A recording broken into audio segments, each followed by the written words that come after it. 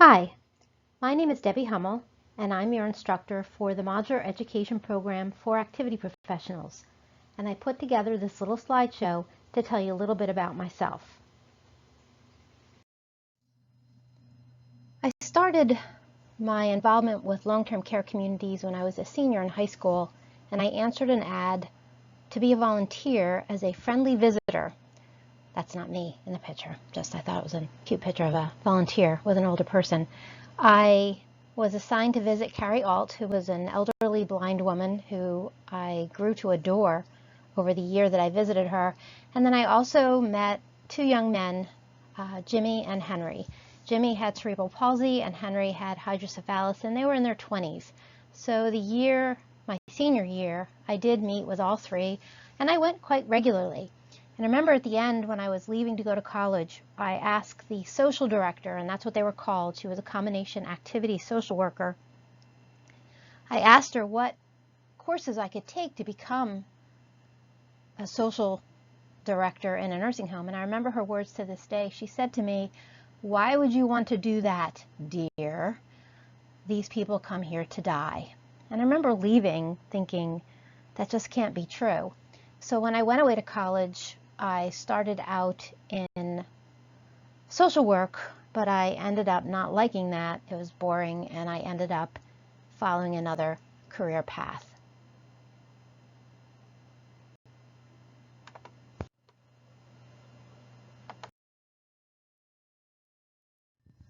So in college, when I decided I did not like social work, I transitioned over to the art department, and I ended up with a degree, a fine arts degree with a concentration in pottery and a minor in art history.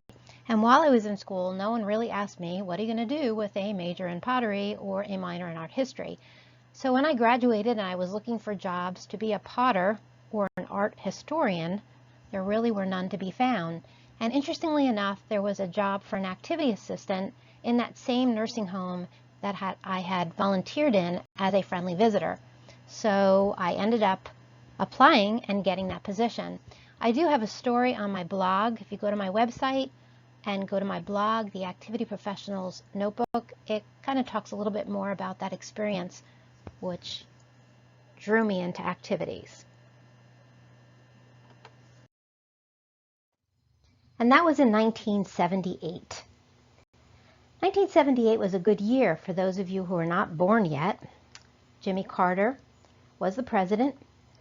Foreigner was my favorite group at the time, and as you can see by the men's fashions, men were quite dapper. I began as an assistant for a period of time and was promoted to director rather quickly, and that was the days when activity departments were focused on the 3 B's, bingos, Bible study, and birthday parties. I'm happy to say that our profession has transitioned greatly into person-directed care. But honestly, I feel the activity professional has always been an advocate of person-centered care, and I'm happy that now everybody is pretty much on board with this concept, and everybody believes that the person, the resident, is the one that should drive the care, and we, as care providers, create opportunities for these folks to live the life they best they can with what they have.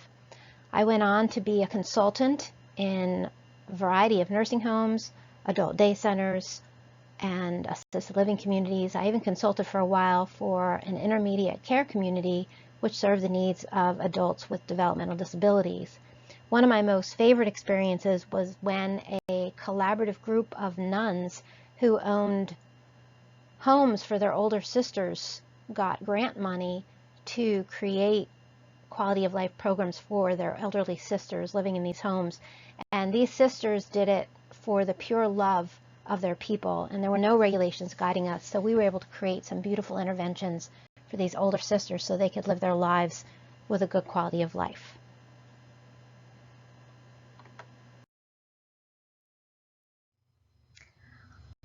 I'm certified through 2 certifying bodies, the National Certification Council for Activity Professionals. I'm an activity consultant certified with concentrations in memory care and education, and I'm also a certified therapeutic specialist through the National Council for Therapeutic Recreation Certification. I'm also active on the National Certification Council's board. I've been on their board for about 10 years now.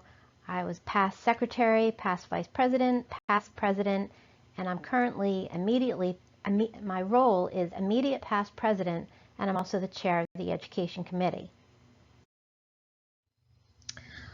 I became a MEPAP instructor in the mid-'80s.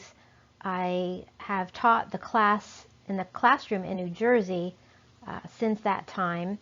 And most recently, over the last 10 years, I started an independent study version of the class on my website, which is called DH Special Services. Most recently, probably within the last 10 years, I've begun traveling to different state activity and healthcare organizations, speaking about activities in a variety of topics. That's been a lot of fun, and I've seen a lot of the country, as well as met a lot of activity professionals along the way. So that's what I've been doing lately besides teaching the MEPAP class.